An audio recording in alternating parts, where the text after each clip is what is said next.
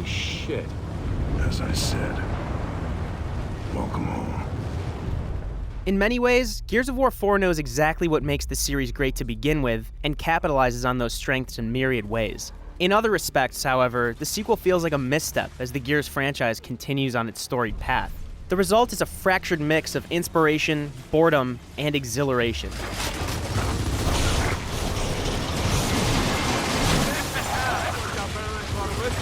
The storyline follows JD Phoenix, the son of series regular Marcus Phoenix, as he battles a new subterranean threat and the Coalition of Ordered Governments, an organization that has taken a sinister turn since the original Gears of War trilogy.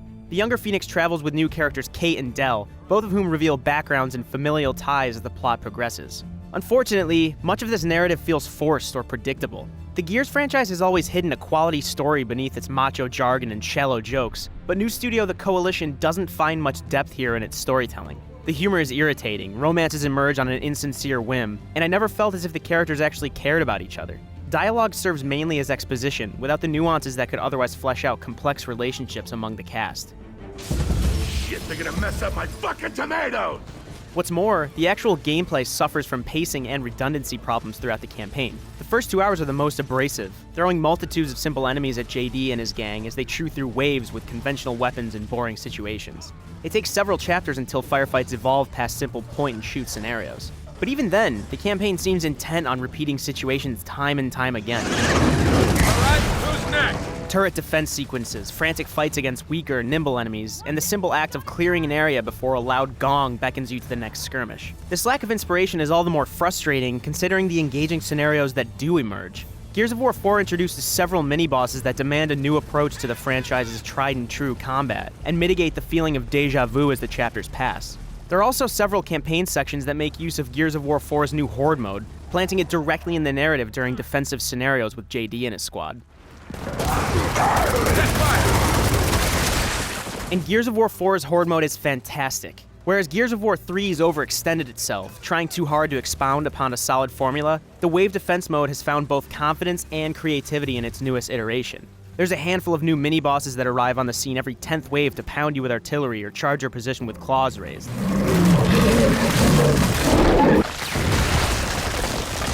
And rather than have you build turrets and set locations, Horde now gives you a fabricator, a portable station that lets you buy weapons and defenses to build strongholds around the map.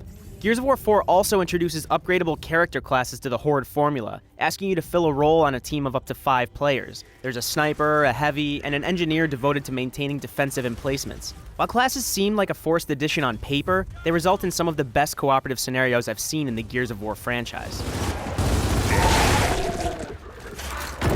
Gears of War 4's Versus section displays the same quality craftsmanship as its wave-based counterpart. Of the new modes present in the sequel, several showcase a more arcadey side of the franchise's player-versus-player combat. Arms Race grants each team specific weapons as they progress through the match, demanding new strategies as you cycle from the explosive boom shot to the close-range Nasher shotgun to the final weapon, the Boltok pistol. My favorite mode, however, is Dodgeball. As in its real-world counterpart, you have the chance to tag teammates back into the match after they've been eliminating, simply by removing one of your opponents. It's a battle of attrition where one player can turn the tide, changing a 3 versus 1 match into an even bout, or turning the tables completely to gain the upper hand. Thanks, I needed that. It's worth noting that Gears of War 4 does suffer from some technical issues in both its multiplayer and story modes. Certain objectives didn't trigger during my campaign, forcing me to restart the last checkpoint and replay sometimes boring chapters. The game also froze several times in the menus as it tried to load a match, or even just the next menu page. These problems don't ruin the overall experience, but they're irritating enough to cast a pallor over some of the game's sections. Throw down! And that serves as a microcosm for the entirety of Gears of War 4. This is a shooter teetering on the edge of something greater, but despite the improvements it makes to the storied franchise, its missteps hold it back. There is inspiration here, and creativity in the way Gears of War 4 rethinks its multiplayer modes, but the lackluster campaign and technical issues are blights on an otherwise exhilarating shooter. The result is a whole that doesn't reflect the quality of its often stellar parts.